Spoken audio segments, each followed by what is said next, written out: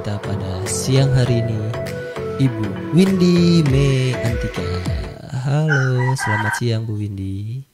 Halo, selamat siang Pak Fajar. Gimana Bu Windy kabarnya? Baik, dalam kondisi baik seperti doa-doa para member-member di luar sana juga. Oke, langsung saja Bu Windy, waktu dan tempat saya persilahkan. Oke, terima kasih waktu Pak Fajar. Selamat siang Bapak Ibu semuanya di rumah, salam sehat. Kembali lagi bersama saya Windy. Pada kesempatan siang hari ini kita akan bersama-sama belajar mengenai apa itu antioksidan dan gunanya untuk apa dan apa yang bisa dilakukan antioksidan oleh dan untuk tubuh kita. Namun sebelum kita masuk pada acara hari ini atau materi hari ini, saya ingin mengisahkan atau membacakan sebuah kisah dari para member-member yang sudah merasakan kelebihan dari produk MCI. Nah, langsung saja untuk cerita pertama atau kisah pertama. Testimoni ini datang dari Ibu Melisa yang berdomisili di Palembang. Nah, keseharian Ibu Melisa ini sebagai guru TK yang membuat beliau harus menggunakan suaranya secara terus-menerus. Sehingga suara beliau ini mudah menjadi rusak dan tenggorokannya cepat sakit. Puncak rasa sakit ini terjadi pada tahun 2017, di mana saat itu untuk menelan air liur dan membuka rahang maupun berbicara itu terasa sangat sakit bagi Ibu Melisa. Nah, saat itu beliau periksa ke dokter dan didiagnosis mengalami sakit radang tenggorokan yang cukup parah. Dan dokter menyarankan agar Ibu Melisa ini berpuasa berbicara. Sebelum berkenalan dengan produk MCI, Bu Melisa sudah sering mencoba mengkonsumsi suplemen atau antibiotik untuk mengurangi radang tenggorokannya. Namun, beliau merasa belum mempan ketika sudah mengkonsumsi suplemen ataupun antibiotik tersebut. Hingga akhirnya beliau melihat postingan teman yang menawarkan produk Bioglas. Saat itu beliau memutuskan untuk mencoba membeli dan menggunakan Bioglas setiap hari. Nah, setelah 5 bulan setelah menggunakan Bioglas dan mengkonsumsi air Bioglas, ternyata radang tenggorokan yang beliau alami berangsur menghilang. Sampai detik ini, kondisi tenggorokan Ibu Melisa sudah lebih baik dan beliau bisa menggunakan suaranya setiap hari tanpa takut gejala radangnya kambuh kembali. Jadi memang sangat luar biasa sekali produk MCI. Dan kisah kedua atau testimoni kedua ini berasal dari Ibu Mevi dari Tapin Binuang. Jadi beliau berprofesi sebagai seorang penjahit. Nah, Ibu Mevi ini membagikan pengalaman beliau yang mengalami pusing yang sangat luar biasa sehingga harus mengkonsumsi obat pusing dengan dosis yang sangat tinggi. Contohnya obat-obatan warung, itu dosisnya yang cukup tinggi. Nah, setelah menggunakan produk LSM, pendan LSM dan Biomini selama 3 bulan, Ibu Mevi sudah tidak lagi mengkonsumsi obat tersebut dan juga sudah jarang melakukan pemeriksaan ke dokter. Nah, selanjutnya ada testimoni ketiga. Ini berasal dari Ibu Meli. Ibu Meli ini adalah salah satu member MCI yang berada di Taiwan dan berprofesi sebagai seorang koki.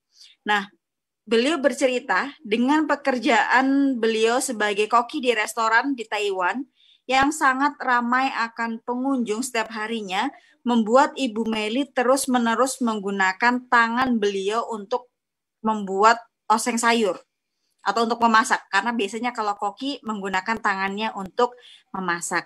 Nah, setiap hari membuat oseng sayurnya tuh tanpa henti. Setiap hari dilakukan, lama-kelamaan tangan beliau menjadi sering kram dan menjadi mati rasa selama kurang lebih 1 tahun. Ternyata dokter mendiagnosis bahwa Ibu Meli ini mengalami gangguan saraf di tangannya. Nah, Bu Meli juga bercerita bahwa beliau sudah berobat dan konsul ke dokter, namun belum kunjung sembuh juga. Setelah berkenalan dengan MCI dan menggunakan pendan LSW Twin yang dijadikan gelang, rasa kram dan mati rasa yang beliau alami selama bertahun-tahun berangsur sembuh. Padahal saat itu masih penggunaan hanya baru 1 minggu. Jadi memang sangat luar biasa sekali kita berikan aplaus bersama untuk produk MCI karena telah membantu Bapak Ibu di rumah untuk menjadi lebih baik kondisi tubuhnya. Nah, langsung saja kita masuk ke materi kita pada hari ini yaitu mengenai antioksidan. Next. Nah, kita tahu bahwa di sekitar lingkungan kita, di sekitar tubuh kita, itu penuh dengan polusi, zat-zat berbahaya, paparan racun, radiasi, pengawet makanan, juga lain-lain. Next. Bahkan selain dari polusi, pola hidup kita, pestisida, stres, dan lain-lain itu sudah menjadi salah satu ancaman bagi tubuh kita, bagi kesehatan tubuh kita terutama. Karena hampir di setiap lingkungan atau di setiap jenjang kehidupan kita, baik stres dan lain-lain, itu akan selalu ada. Dan itu sangat mempengaruhi kondisi kesehatan dari tubuh kita. Jadi untuk saat ini kesehatan yang prima itu sudah tidak pasti lagi, karena memang sangat banyaknya ancaman yang bisa mengganggu kesehatan tubuh kita. Next. Nah, kerusakan radikal bebas ini biasanya disebabkan dari lingkungan, seperti polusi atau stres juga bisa mempengaruhi, atau pola gaya hidup yang tidak sehat itu juga bisa mempengaruhi. Nah, kerusakan radikal bebas itu menjadi penyebab utama lebih dari 70 penyakit degeneratif kronis seperti penyakit jantung, penyakit stroke, diabetes, penyakit Parkinson, Alzheimer, dan kanker atau bahkan penyakit-penyakit lainnya yang berbahaya bagi tubuh manusia. Nah, kita tahu bahwa radikal bebas ini merupakan suatu elektron atau atom yang sifatnya tidak stabil. Jadi dia itu awalnya adalah molekul yang stabil atau elektron yang stabil. Tetapi ketika dia kehilangan salah satu elektronnya, atom ini dia akan menjadi bentuk atom yang tidak stabil. Nah, itu disebut sebagai radikal bebas. Karena radikal bebas ini sifatnya tidak stabil, maka dia itu sangat agresif karena dia bisa mengambil elektron-elektron lain yang ada di dalam tubuh. Jika bisa dikatakan bahwa radikal bebas ini ketika dia agresif, maka dia akan mengganggu sel-sel baik atau jaringan-jaringan baik di dalam tubuh kita yang nantinya berpengaruh atau memiliki efek negatif bagi kesehatan tubuh manusia. Next. Nah, radikal bebas ini sumbernya ada 2. Yang pertama adalah secara internal dan yang kedua adalah secara eksternal.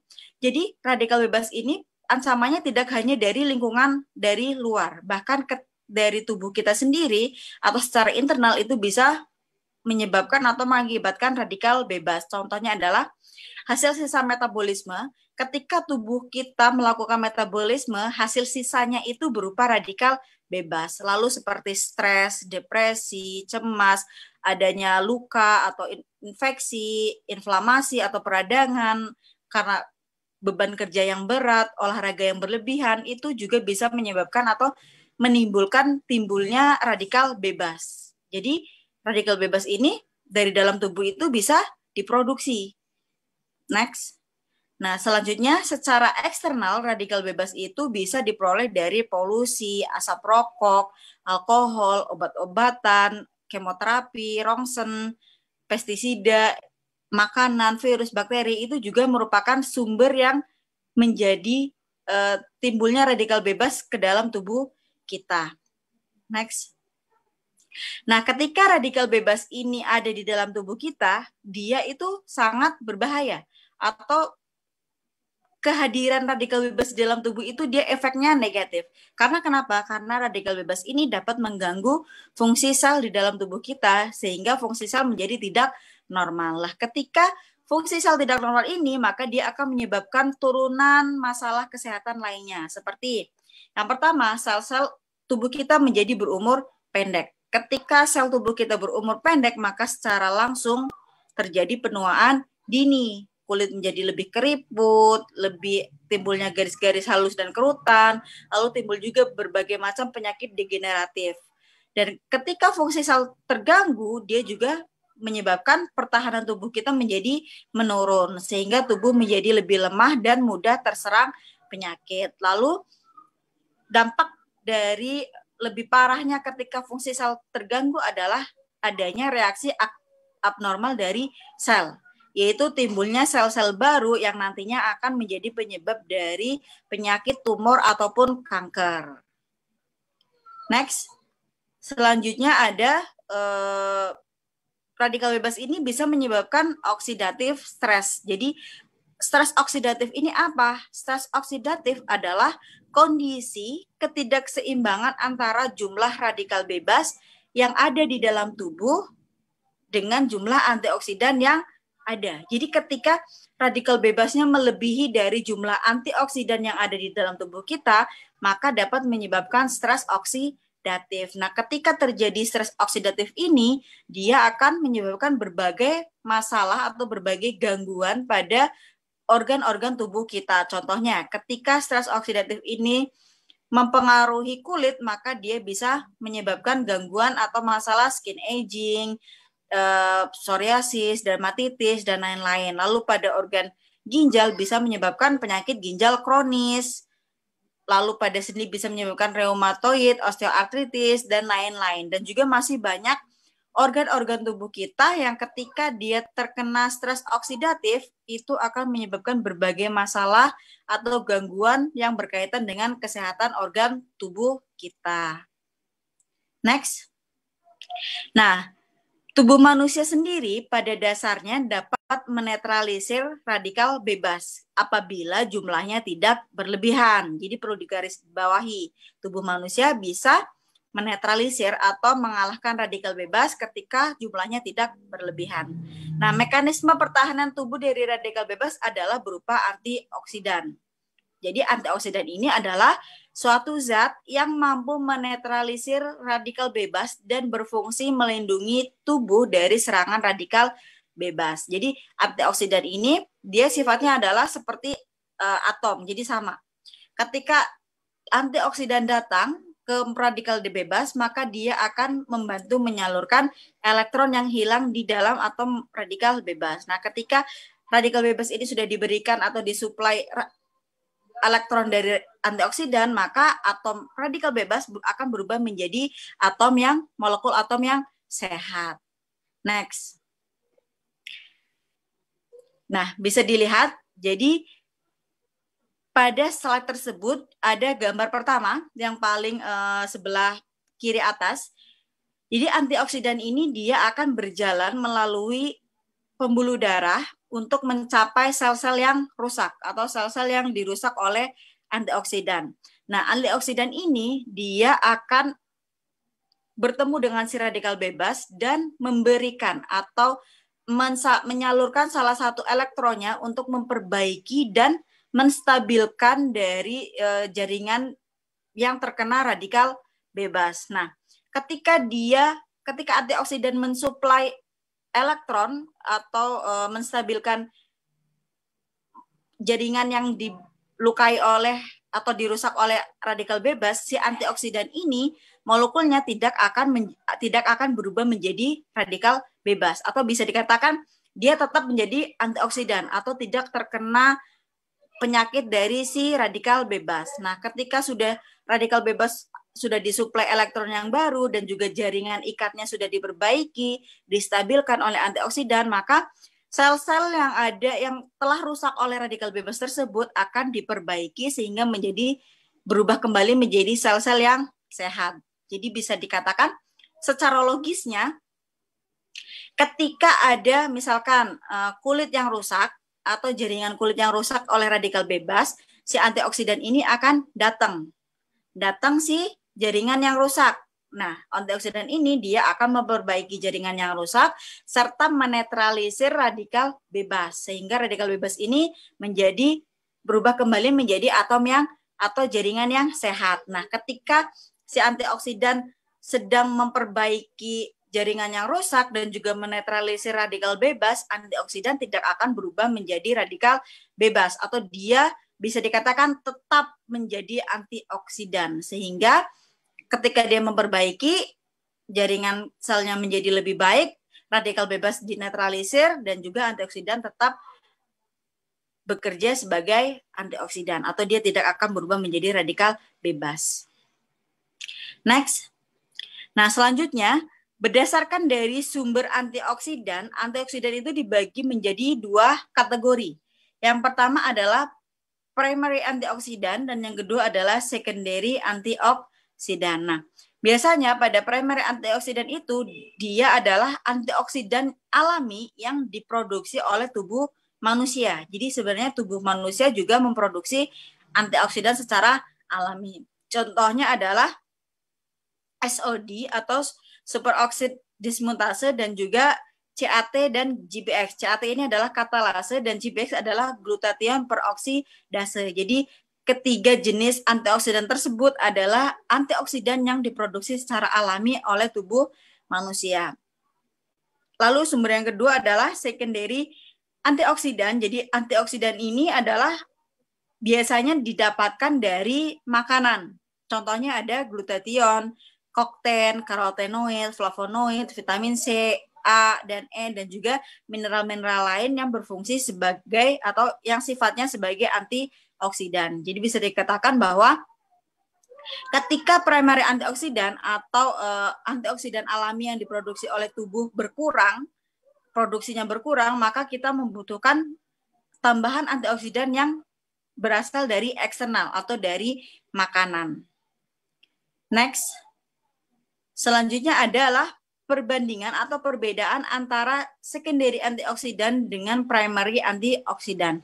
Nah, pada secondary antioksidan atau antioksidan yang berasal dari luar, dia memiliki kemampuan 1:1 atau bisa dikatakan satu antioksidan, satu secondary antioksidan hanya bisa melawan satu radikal bebas.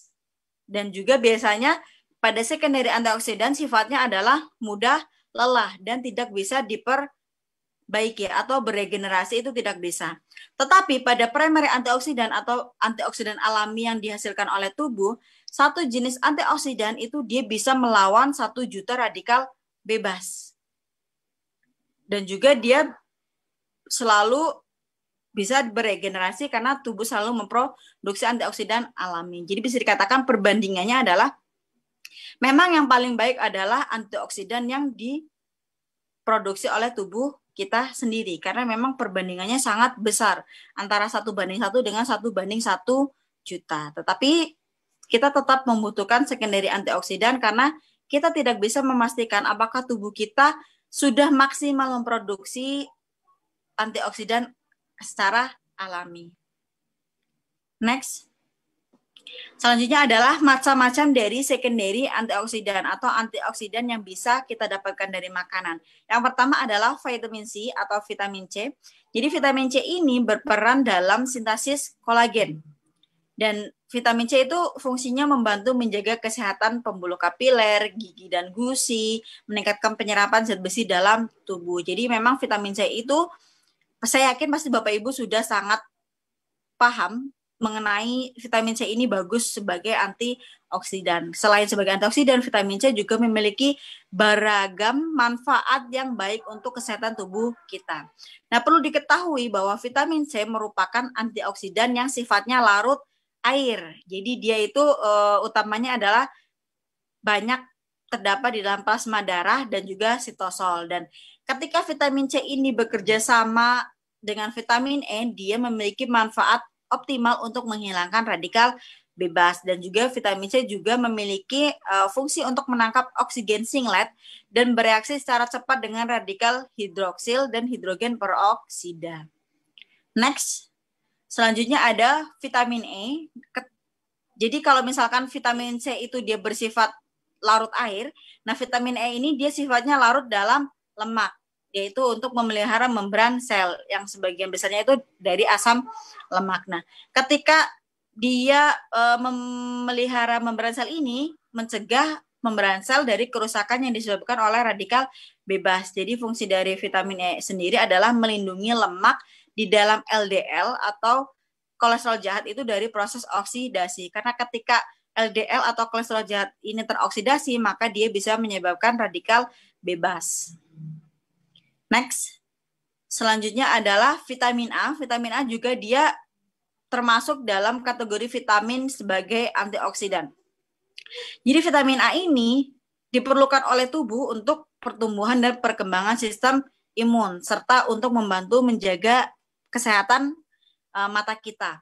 Lalu menurut Aswatan dan Kasih pada tahun 2008, beta karoten mempunyai peran penting dalam menstabilkan radikal berinti karbon sehingga mengurangi resiko terjadinya kanker. Jadi perlu diketahui bahwa vitamin A ini juga biasanya dikenal sebagai beta karoten.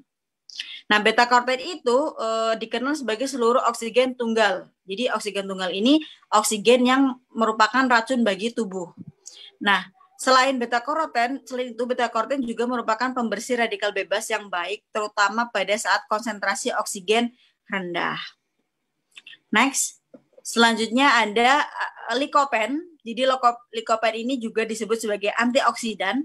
Nah, likopen ini sama-sama memiliki keunggulan 2 kali lipat lebih kuat dengan beta karoten dalam melindungi sel darah putih dari kerusakan membran yang disebabkan oleh radikal bebas. Nah, likopen ini memiliki manfaat untuk menurunkan resiko terkena kanker prostat dan serviks. Jadi bisa dikatakan bahwa likopen ini selain dia memiliki fungsi sebagai antioksidan, dia juga memiliki peranan untuk menurunkan resiko terkena kanker. Nah, likopen ini dapat mencegah penyakit jantung dengan cara menghambat oksidasi kolesterol LDL, yaitu kolesterol jahat. Nah, bersama dengan beta karoten, likopen itu memiliki peranan dalam melindungi kulit dari kerusakan yang disebabkan radiasi sinar UV. Nah, perlu diketahui bahwa likopen ini banyak ditemukan pada sumber makanan seperti tomat. Makanya biasanya banyak juga produk-produk kecantikan yang menggunakan atau yang berbahan dasar tomat karena dia memiliki kandungan likopen untuk melindungi kulit dari kerusakan yang disebabkan dari radiasi sinar ultraviolet. Jadi memang likopen ini manfaatnya plus-plus. Selain dia sebagai antioksidan, dia juga memiliki manfaat untuk menjaga kesehatan kulit kita. Next. Selanjutnya adalah flavonoid. Jadi flavonoid ini termasuk antioksidan. Nah, flavonoid dapat menangkap sejumlah ion oksidatif, di antaranya anion superoksid, radikal hidroksil atau radikal peroksi. Nah, flavonoid juga bisa memadamkan atau menetralisir oksigen singlet. Nah, flavonoid ini memiliki efek antiinflamasi, antibakteri, meningkatkan fungsi endotel, efek vasodilatasi, yaitu melebarkan pembuluh darah, dan juga mengurangi resiko penyakit kardiovaskular. Nah, flavonoid ini banyak ditemukan pada sumber makanan seperti tomat, brokoli, beri-berian, blueberry, strawberry, blackberry, dan lain-lain, dan juga banyak ditemukan pada teh hijau maupun teh hitam. Next. Selanjutnya ada polifenol. Jadi menurut Aulia pada tahun 2009, senyawa polifenol itu sifatnya multifungsi. Jadi dia memiliki beberapa kegunaan antara lain sebagai pereduksi atau donor elektron dan juga penangkap radikal bebas. Nah, turunan polifenol sebagai antioksidan dapat menstabilkan radikal bebas dengan melengkapi kekurangan elektron radikal bebas dan menghambat terjadinya reaksi berantai dari pembentukan radikal bebas. Jadi begini, polifenol itu karena dia memiliki fungsi sebagai donor elektron, karena kita tahu bahwa radikal bebas itu awalnya adalah atom yang sehat. Jadi ketika dia kehilangan elektron, maka atom tersebut bisa berubah menjadi radikal bebas. Nah, si polifenol ini dia memiliki peranan atau memiliki fungsi sebagai donor elektron. Jadi ketika si polifenol mendonorkan elektronnya ke radikal bebas, maka radikal bebas akan menjadi atom yang sehat atau dia akan menghilang. Karena timbul kembali timbul kembali atom yang sehat. Nah, biasanya polifenol banyak ditemukan pada buah, anggur, jeruk, apel, kurma, dan juga kacang-kacangan. Next. Selanjutnya adalah alfa-tokoferol. Jadi alfa-tokoferol ini biasanya banyak tersimpan di dalam jaringan adiposa, hati, dan juga otot. Nah, alfa-tokoferol ini berfungsi sebagai antioksidan dan sifatnya adalah larut lemak. Nah, bisa diketahui juga bahwa alfa-tokoferol dapat menghentikan reaksi berantai dari radikal bebas. Jadi memang banyak jenis dari antioksidan yang bermanfaat bagi tubuh kita untuk membantu menetralkan radikal bebas. Nah, biasanya alfa-tokoferol ini banyak ditemukan pada minyak zaitun, minyak biji bunga matahari, terus kacang-kacangan, dan juga sayuran berwarna hijau. Next, selanjutnya adalah antioksidan L-glutathione. Jadi memang antioksidan L-glutathione ini dikenal sebagai the master antioksidan, best of the best antioksidan. Jadi karena dia memiliki kemampuan yang sangat baik untuk menangkal radikal bebas di dalam tubuh dan juga menjaga sel-sel tubuh tetap sehat secara keseluruhan. Next. Nah, perlu diketahui bahwa ketika tubuh kita kekurangan glutathione, kadar di glutathione tubuh berkurang atau menurun, maka semakin tinggi atau semakin banyak radikal bebas yang akan menumpuk. Jadi bisa dikatakan bahwa ketika usia kita bertambah, usia kita semakin meningkat, maka level glutathione itu dia akan menurun di dalam tubuh, sehingga dapat menyebabkan peningkatan radikal bebas dan juga stres oksidatif karena ketidakseimbangan antara antioksidan dan radikal bebas. Jadi kalau misalkan glutathione turun secara tidak langsung, radikal bebas meningkat sehingga timbullah stres oksidatif. Itu biasanya ketika usia kita bertambah banyak. Makanya biasanya kenapa orang-orang dengan usia lanjut lebih mudah atau lebih sering terkena memiliki gangguan masalah kesehatan tertentu karena memang glutathione-nya semakin menurun, akan tetapi radikal bebasnya semakin meningkat sehingga timbullah stres oksidatif yang berefek negatif atau mengganggu kesehatan tubuh manusia. Next. Selanjutnya adalah berbagai macam penyakit yang biasanya itu berkaitan dengan kadar glutathione yang rendah. Jadi kalau misalkan pada saraf dan otak itu bisa menyebabkan berbagai macam penyakit seperti Alzheimer, Parkinson, Huntington, terus ALS, migrain, multiple sclerosis, autism, ADHD, bipolar, dan lain-lain. Bahkan depresi itu juga bisa terganggu ketika kadar glutathione-nya rendah. Lalu pada imunitas dan kanker itu bisa menyebabkan HIV, AIDS, cancer, lupus, asma, alergi, dan lain-lain. Atau bahkan bisa mempengaruhi masalah kardiovaskular, tiroid, dan juga fungsi pankreas yang menyebabkan diabetes, hipertiroid atau hipotiroid, dan juga berbagai macam penyakit lain seperti adanya peradangan pada kulit, penuaan dini, artritis, bahkan juga bisa menyebabkan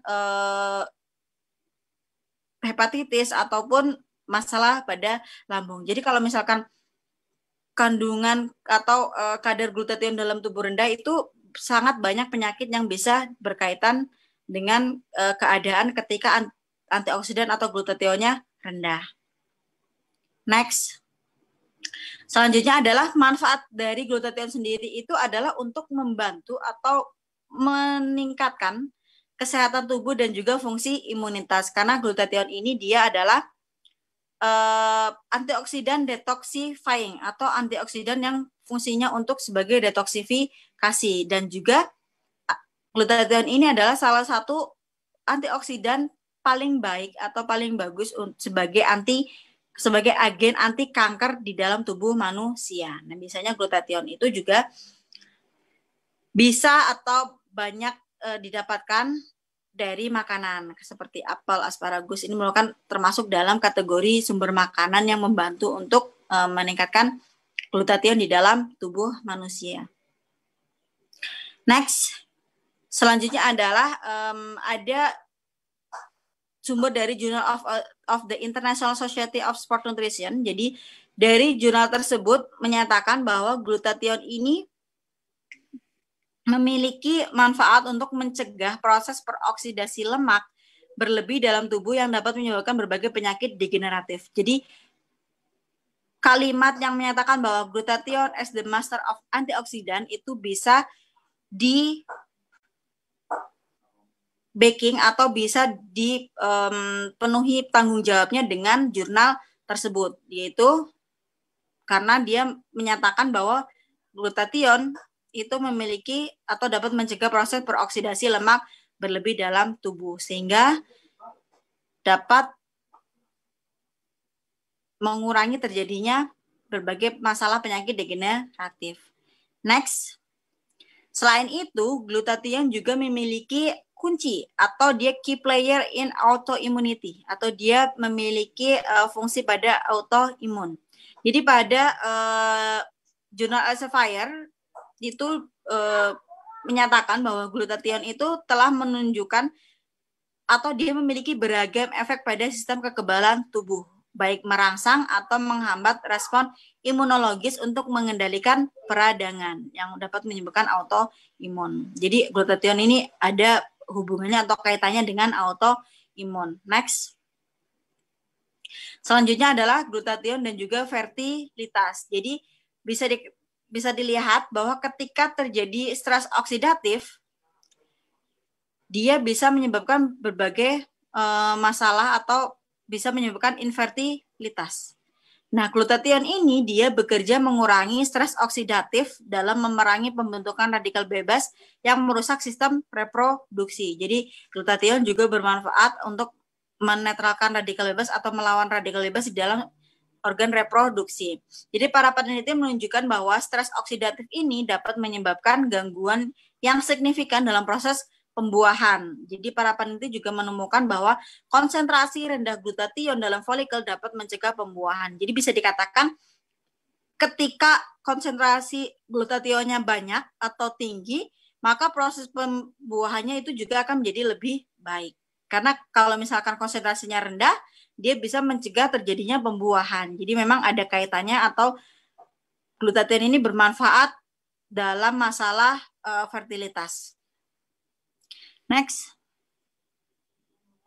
Nah, untuk antioksidan ini di dalam produk MCI seperti Glucola Series, baik Glucola Gold, Glucola Capsule, Glucola Regenerate, Glucola Sakura, dan juga Salut, dari setiap series tersebut mengandung antioksidan yang baik untuk tubuh kita dan baik untuk membantu melawan radikal bebas.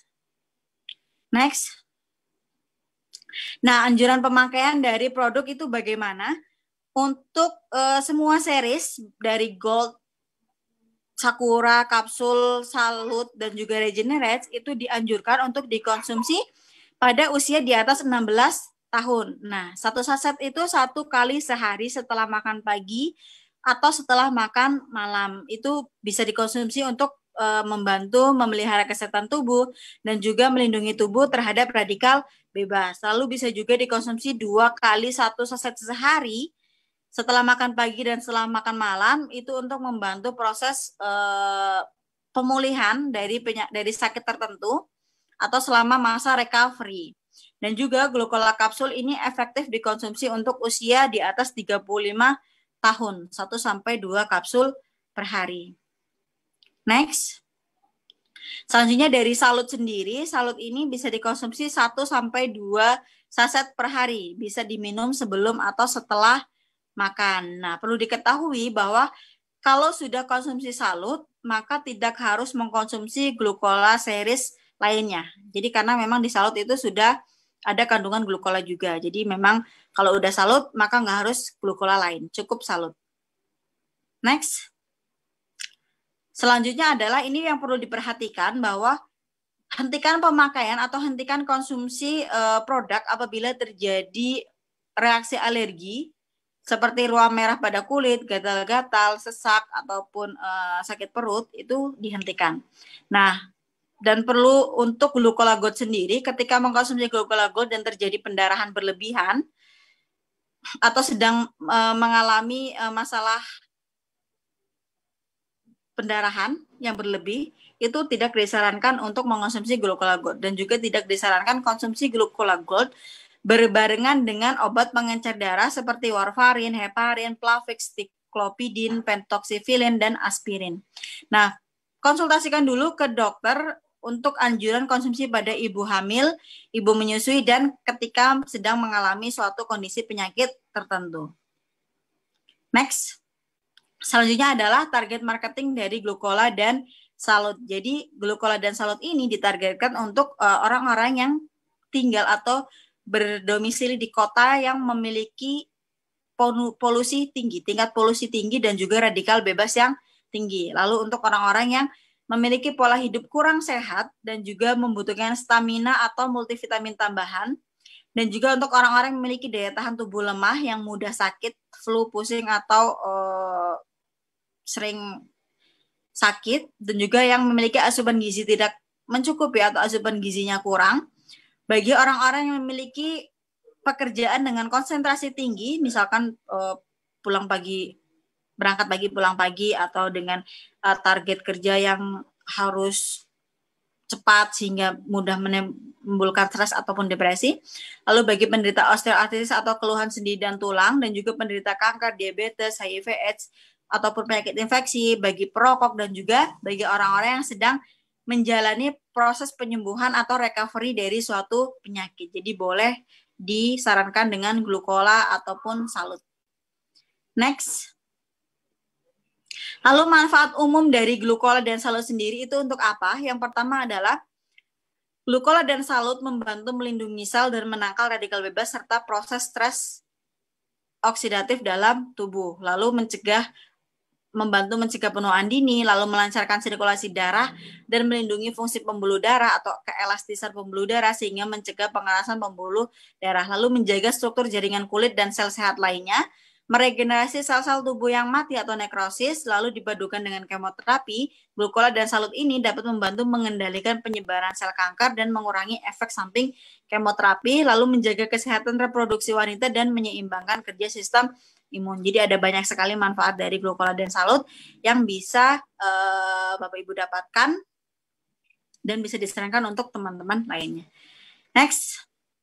Nah, cukup sekian penjelasan tentang materi hari ini. Kita langsung saja memasuki sesi tanya jawab. Saya kembalikan lagi kepada Pak Fajar.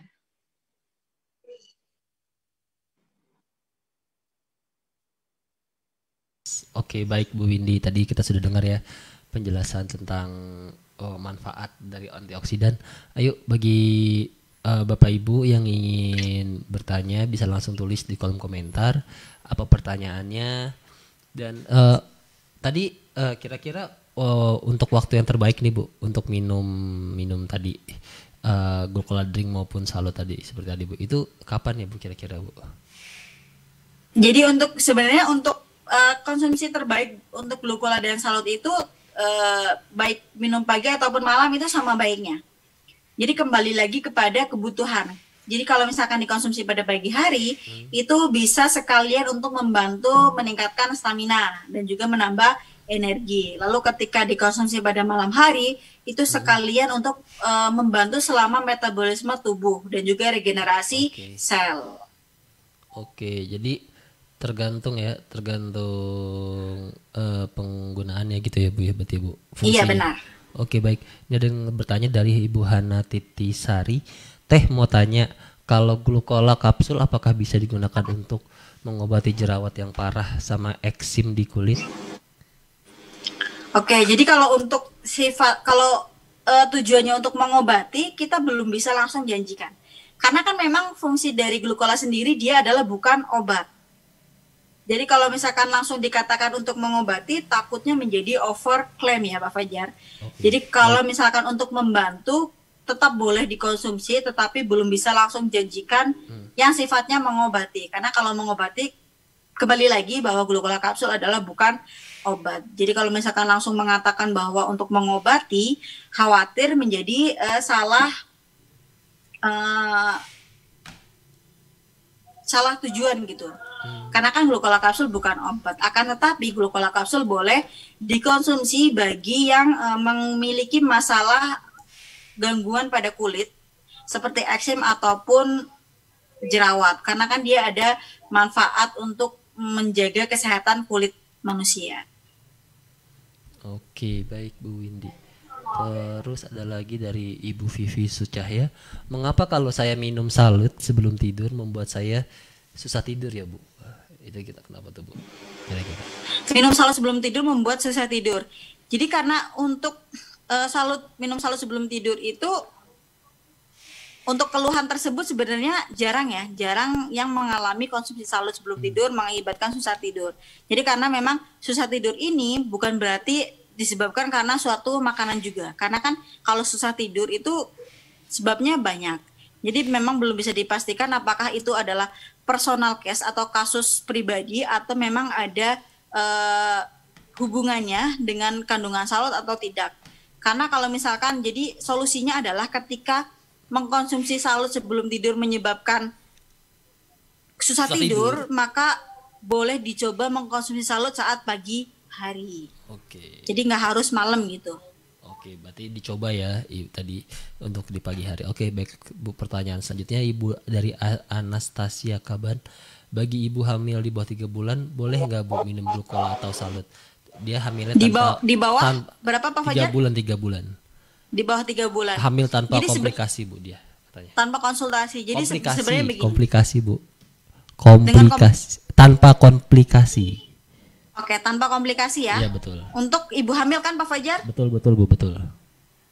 Jadi begini sebenarnya. Untuk produk baik glukola maupun salut sebenarnya dia aman untuk ibu hamil. Akan tetapi biasanya pada ibu hamil trimester awal itu mereka lebih rentan atau lebih mudah terjadi gangguan. Jadi kalau misalkan disarankan atau mengkonsumsi di bawah usia 16 minggu atau trimester pertama, kita tetap sarankan untuk konsultasi dulu dengan dokter kandungannya. Jadi agar dilihat dulu produk oleh dokter kandungannya, dilihat kandungannya seperti apa.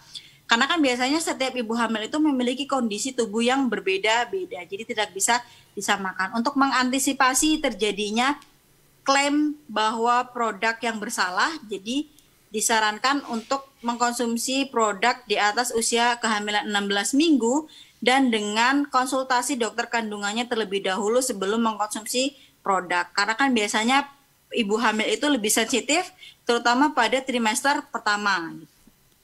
Oke, baik Bu Indi, nyambung lagi ya tentang masalah kehamilan. Oke Bu Indi, kalau diminum untuk orang yang sedang minum pil KB itu gimana Bu? Bisa nggak Bu glukola atau salutnya? Bisa tidak ya? Masalah apakah sedang mengkonsumsi pil KB atau tidak, karena glukola sendiri kan memang fungsinya kan bagus sebagai antioksidan untuk menjaga kesehatan kulit juga, tambah energi, tambah nutrisi dan lain-lain. Oke, jadi nggak masalah ya Bu? Iya, tidak masalah ketika mengkonsumsi pil KB. Gitu. Oke, selanjutnya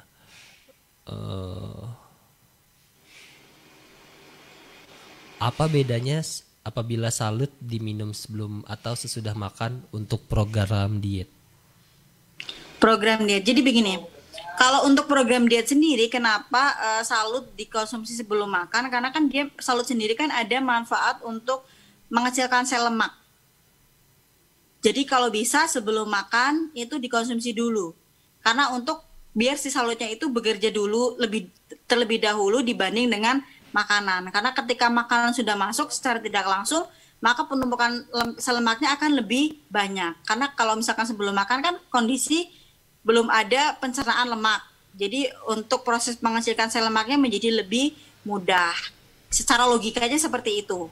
Sama seperti kayak misalkan mengkonsumsi serat atau yang ada pada makanan, kenapa disarankan makan serat dulu baru makanan lain? Karena serat ini kan dia fungsinya untuk mengikat lemak juga di dalam pencernaan. Jadi ketika makanan seperti protein, karbohidrat ataupun lain-lain yang ada lemaknya masuk, akan langsung diikat atau dibawa oleh serat untuk dibawa keluar begitu. Fungsinya kurang lebih sama seperti serat. Karena dia untuk membantu dulu, jadi mengecilkan sel lemak dulu sehingga belum ada penumpukan lemak lebih banyak. Karena ketika setelah makan terjadi baru minum salut atau baru konsumsi serat, maka dia fungsinya akan kurang maksimal pada mengecilkan lemak atau mengikat lemaknya gitu. Oke, baik. Mungkin satu pertanyaan terakhir Bu Windy. Saya mau tanya, kalau penderita diabetes waktu yang tepat untuk mengkonsumsi salut dan glukola sebaiknya malam atau pagi ya Bu? Boleh juga nggak dikonsumsi setiap hari kata dia? Dari Ibu. Kalau untuk penderita diabetes biasanya meskipun pemanisnya alami atau pemanis alternatif bisa dikatakan stevia itu, biasanya di beberapa orang dia akan memiliki batasan berapa banyak mengkonsumsi pemanis alami. Jadi bukan berarti pemanis alami bisa langsung dikonsumsi setiap hari pagi siang malam. Jadi kalau misalkan untuk diabetes bisa konsumsi 1 saset per hari, atau kalau tidak 2-3 kali seminggu kalau misalkan tidak ada kebutuhan khusus, itu bisa dikonsumsi baik pagi maupun malam. Dengan ketentuan bahwa selama 1 hari itu konsumsi asupan gulanya itu tidak berlebih atau tidak terlalu banyak, sehingga bisa dimasukkan pemanis alami dari stevia seperti dari glukola ataupun salut. Oke, terima kasih Bu Windy. Mungkin untuk pesan terakhir Bu Windy tentang materi pada siang hari ini. Jadi untuk kesimpulannya pada pembahasan materi hari ini adalah Bapak Ibu di rumah tetap harus menjaga kesehatan tubuh, karena memang antioksidan itu sangat diperlukan kita konsumsi untuk membantu melawan radikal bebas, karena kita tahu bahwa radikal bebas itu tidak hanya berasal dari lingkungan sekitar kita, karena bahkan di dalam tubuh kita sendiri juga bisa menghasilkan radikal bebas. Jadi sangat disarankan untuk mengkonsumsi makanan sumber makanan yang tinggi akan antioksidan, atau mengkonsumsi suplementasi atau multivitamin yang kaya akan atau tinggi akan antioksidan untuk membantu menjaga kesehatan tubuh kita. Dan juga diingatkan kembali, karena masih dalam kondisi pandemi COVID-19 saat ini, saya berharap Bapak Ibu tetap di rumah dan juga menjaga kesehatan dengan rajin mencuci tangan, tetap memakai masker, dan tetap di rumah saja kalau tidak ada kebutuhan atau keperluan penting. Dan semoga Bapak Ibu selalu sehat dan bisnisnya selalu lancar. Oke, terima kasih Bu Windy. Terima kasih juga buat member-member MCA yang sudah stay selama 1 jam ini. Dan saya dan Ibu Windy pamit undur diri. Terima kasih semuanya. Together we grow better, better life with MCI. Dadah semuanya. Terima kasih.